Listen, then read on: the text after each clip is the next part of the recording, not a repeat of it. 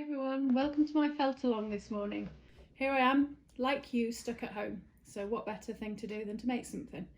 I've been teaching now for several years and I thought I'd try and show you some of my skills online. However, I must say I am not comfortable in front of a camera and my little girl Poppy has volunteered to do the filming. So between us, we're going to do our best to show you how to make a felt scarf. Anyway, I've got my basket of supplies here and I'm going to show you all the different things that I'm going to incorporate into my scarf. One of my most favourite things I enjoy doing is dyeing wools and silks. This is some wool that I've dyed myself. It's a chunky cashmere and merino blend, and it's even got a little bit of sparkle in it. But I also love dyeing silks, and these are my Uzbekistan rarefied silk gauze, which makes stunning Nuno felted scarves. And on top of this, I'm going to be laying different fibres.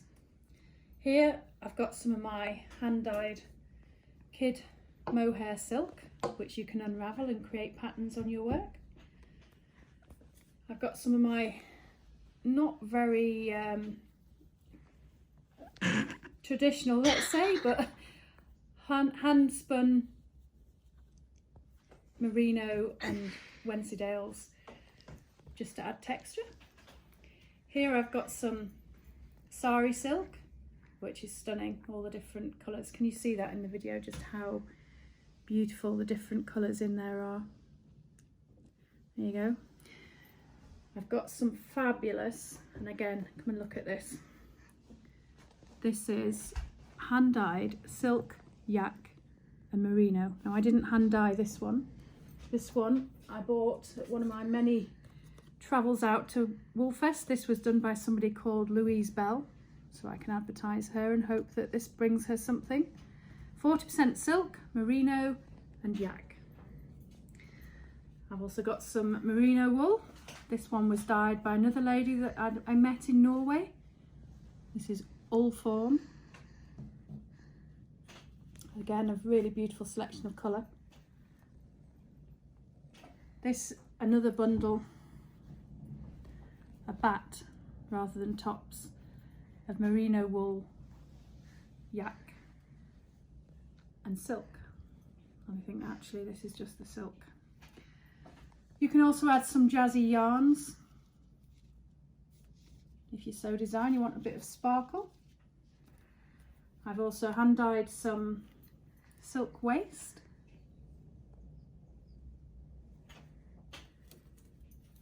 And anything else in here. This is also hand dyed. This is a piece of chiffon which I'm going to turn into a waistcoat later, and I'll also post that online. Now formerly, before all this lockdown, I have a beautiful shop in the Lake District and I do sell all of these hand dyed things, but at the moment the shop is away from here, but my intention is to start an online store. So if you do want anything that you notice or you'd like more information about, please do get in touch with me. Now, the procedure.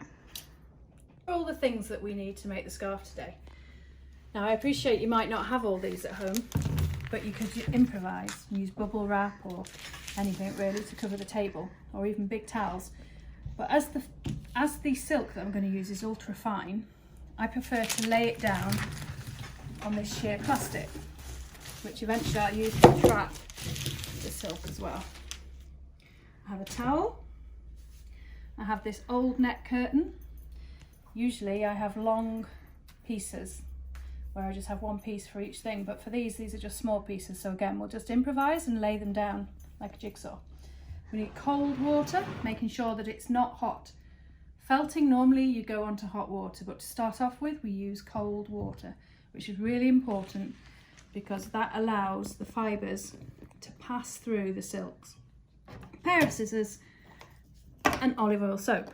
And again, we're going to have to improvise here, guys, because I normally have lots of soap in my shop, but at the moment this is all I've found at home, typical, but nonetheless it's going to work. I only use olive oil soap because it's really good for your hands, and even if you don't rinse it off, it's not going to harm them. And in all the people that I've taught over the years, I've never found anybody who's allergic to it. So it's very soft and gentle, not only to your hands, but also to the fibre. Okay, so let's begin.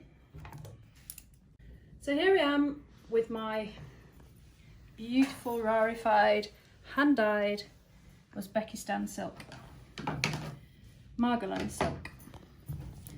Now the beautiful thing about this is it's really simple to felt with. So for those of you who've never felted before, I'll just give you a quick lesson on why it felts. When we take our fibre, I'll give you an example. When we take our fibre, this has been produced in a factory, and all those fibres have been combed in the same way. Okay, this is merino wool, really fine. And to make felt, we have to separate those fibres out. Now, if you could take a naked eye, with your naked eye, you can't see, you can just about make out the fibres. But if you took a microscope to these fibres, you would see that along the fibre edge, there are lots of little barbs, which you can't see with the naked eye. And what we're going to do is lay these fibres down in such a way that the barbs pass through the gauze. Now you can use chiffon and material that's got less gauze, and still it's like magic. These tiny, tiny little barbs on the fibres pass through. Okay, so I'm just going to lay this out and get my fibres ready. So I'll be back in a couple of minutes. Hi guys, so here we are in the making. I just want to introduce my dog Charlie. Charlie, he looks happy as ever. He always keeps me company, don't you, pal? Hey? He likes the fact that we're all at home, lots of doggy walks. Anyway, back to felting, Charlie, back to sleep. So here's my scarf length. I tend to use 2 meters for a scarf length. However, my table is not 2 meters long. This is not my studio, remember? This is home. And so the best way to do this is you drape the rest of your scarf off the table. I put a weight at that end, which is the water jug. And we'll firstly felt this part, and then we'll roll it up and we'll felt the other part. Well, I'll explain that as we go along. So here are my fibres that I'm going to use for the main part. I've got my batting and I've got my roving. Okay, so I'm going to start off by showing you, for those of you who don't know, how to separate the fibres. So you open them slightly. Now the fibres are about the same span of my hand. The fibres are about the length of my hand. And if I pull within that gap, it's like trying to pull iron apart.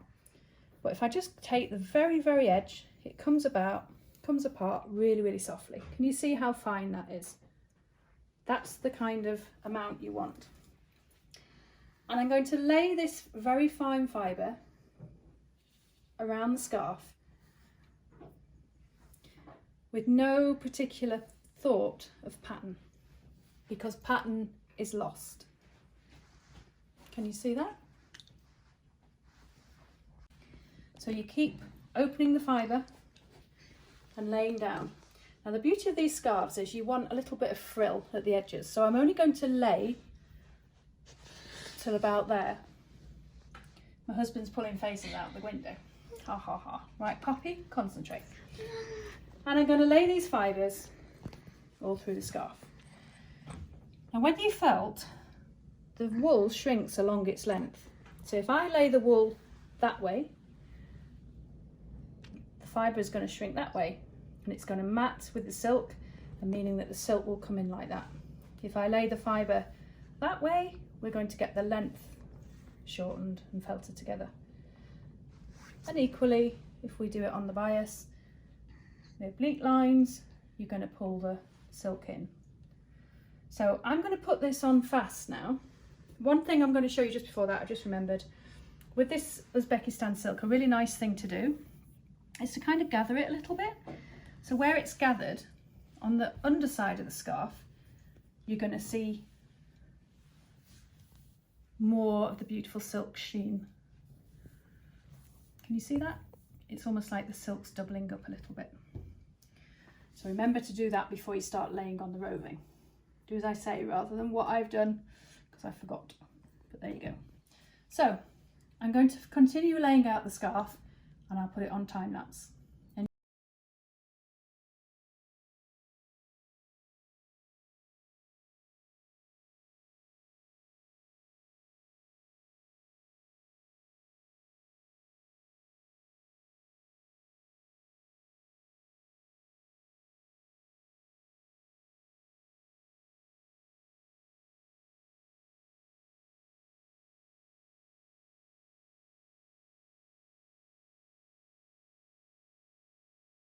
When I was pulling out the things on the time lapse, it went very fast, but as you can see, I've laid down some of my hand spun yarns, just as light fronds on the end. And I've also laid down and pulled out some of these gorgeous Wensleydale pieces. You can see around the scarf, I've just pulled them off like this and just dropped little bits on. But they make excellent dangly bits on the end of your scarf. So we'll just put them like that. Then you can see. So now I'm starting to I've cut off some of this silk waste and I'm quite literally just dropping tiny amounts. It looks fantastic. It almost looks like little veins, and it's much better to drop it on. Can you see that? As I drop it on, you can see the different layers. Perhaps if Poppy comes close, you can see the different layers and how I've just kind of dropped it on without much thought as to where it's going, but just making sure you've not got heaps of it. If I put on that much, what's going to happen is it's going to separate and it's going to fall off in the felting process, because ultimately it needs some fibre to connect with it. So if you've got a pile of it like that, it's silk on silk on silk and it won't felt together. You need the wool fibres to trap it and grab it so that they felt together. And then I'm just going to place these almost randomly across the scarf. And they just add that little bit of lustre and variability on your beautiful finished item. The thing about silk as well and Wensleydale is it just adds such beautiful textures to everything.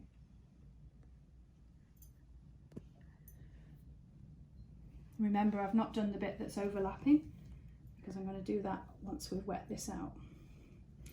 They're very difficult to pull apart, so I find the best way is just to snip, oops,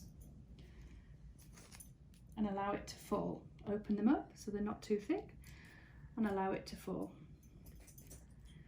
Open it up.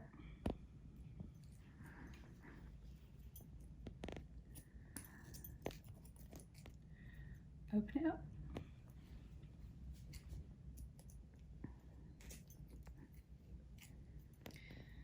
And the other thing I'd like to show you, I'm not sure if you saw it properly, was when I pull the batting out. Just open it, separate the fibres, and then just very gently open and lay down. Remembering to alternate direction, sometimes horizontally, sometimes vertically, sometimes obliquely. But you need to make sure that the scarf is covered. And the other fibres that I want to lay down are, if I can find them, I've got some of my hand dyed cashmere here, and you can open it along its length,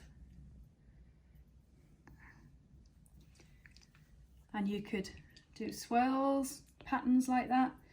I don't like the way that felt, so again, actually I'm not going to use that one, but you get the idea. You could use yarn and dangle it around. Now then, going back to my original merino, just making sure you can have holes. When I say holes, can you see here, Poppy and people? There's no fibre there, so I'm just going to put just a little bit to cover up the gap. But it doesn't really matter if there's gaps, because the silk will just pucker in the gaps and that'll look really lovely and quite special. So I'm just going to fill in a few more gaps with a bit more fibre, because we do want the silk to shrink after all.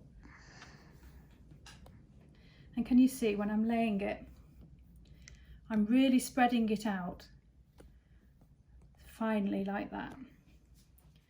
really, really fine. Sorry, my daughter's trying to dictate from behind the camera. What's the matter? She wants to pause. One moment, guys. I'm just laying really, really fine. I mean, it's imperative that you have tiny little veils like so. It's much better to have lots, well, I say lots, several layers of very, very fine rather than just chunky bits, because that will just make for a very kind of lumpy, bumpy scarf. Whereas this, I can assure you, is going to be super smooth and super pretty. And then I'm going to take some of my hand-dyed kid mohair silk, just unravel it, freshly dyed, thankfully it's dry. I'm going to knit myself a lovely cardigan with this stuff. As I say, if you're interested in any of these yarns, I do sell them online, just get in touch. And I'm going to pull off a nice long length. And then you can take your yarn and you just kind of drape it across. Not so much looking at a pattern, because once this shrinks you won't notice it. But there is some continuation of line. You can just about make that out, can't you? Just a little bit more on there. Would you just pause? So I've decided to add a little bit of this colour. This is one of my favourite colour combinations. This again is just merino wool. And again, the tiniest amount. Can you see? The tiniest amount. Tiniest amount of fibre. And I'm just making sure that I've kind of got this colour running through. One of my favourite spinning yarn suppliers is the Fibre Tree, and she just makes the most delightful hand spun art yarns, which I'm currently learning. But if you have a look on her website, I'll be really, really happy to share. And I hope she gets some success from this, although she has a lot of success already. But again, you could cut off some of these and make delightful fronds for your scarf. This is also some hand-dyed merino wool, which I think I also got from the Fibre Tree, and I think the lady's name is Karen, if I remember rightly. This is quite a stark contrast to the colour that I'm using, so you've got to be careful with your highly contrasting colours, but they'll add a little bit more weight to your work. I'm just going to run a loopy pattern through the entirety of the scarf. It's quite a heavy yarn, but soft, but it will felt really well because it's what we call thin and thick slub yarn. So in some areas it's spun really quite tight, and in other areas it's loose. And I'm just going to let that dangle off the table because I will carry on using that. Just going along the length of the table just to make sure there's any bits where I feel I've missed. Try not to lay the fibre over these lovely silks. The silk should always be on the top, really, so you're better off laying those last, not as I've done, but just laying them last. And again, it's going in every which direction, this stuff. And then I think I'm nearly done. I'm just going to add a little bit more of my gorgeous, luscious silk and yak. Don't try and eat whilst you're filming, Poppy. And I'm just going to pull this off as my last little tweak everywhere.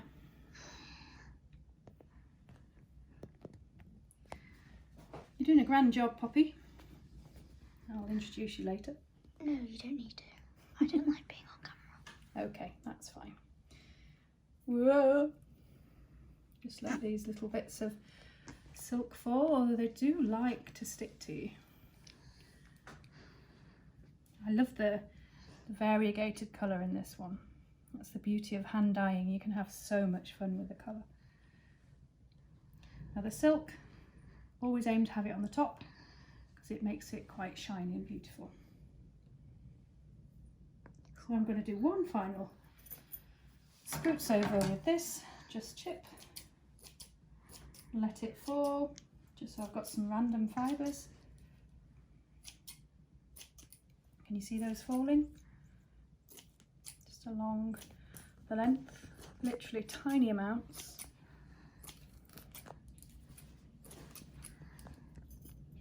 Caught up in my big chunky ring, which is not ideal for doing something like this. And let those fibres fall.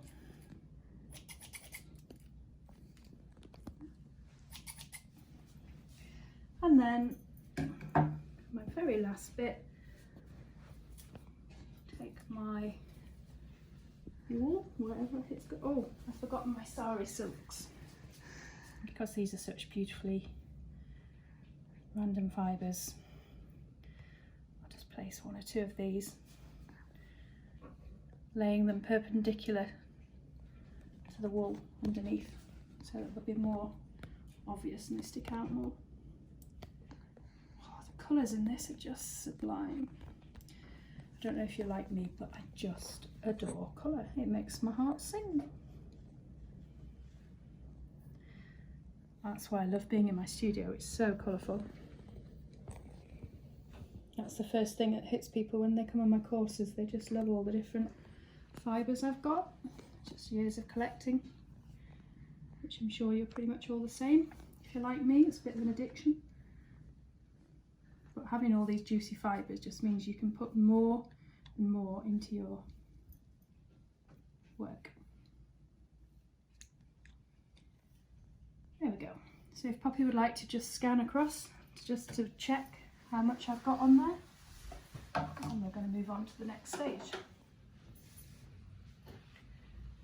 Can you see on this end here, I've got the fronds sticking out. And now I'm going to get my cloths.